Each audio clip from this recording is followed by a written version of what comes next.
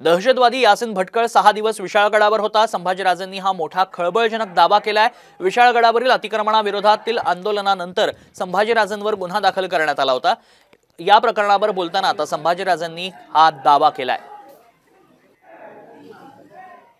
Hanuman bakery जो बॉम्बस्फोट झाला त्याचा मुख्य आरोपी आहे।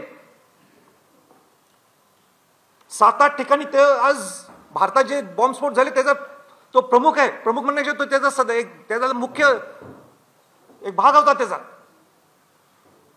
हा यासिन भटकळ विशाळगडला राहिला होता ही त्याची नोंद आहे।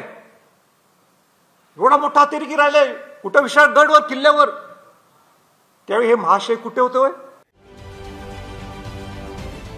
महाराष्ट्रातील सर्व बातम्यांचे विश्वासार्ह व्यासपीठ सकाळच्या सर्व सोशल मीडिया प्लॅटफॉर्मला लाईक, फॉलो आणि सबस्क्राइब करा। तसंच सर्व नोटिफिकेशनसाठी बेल आयकॉन प्रेस करायला विसरू नका।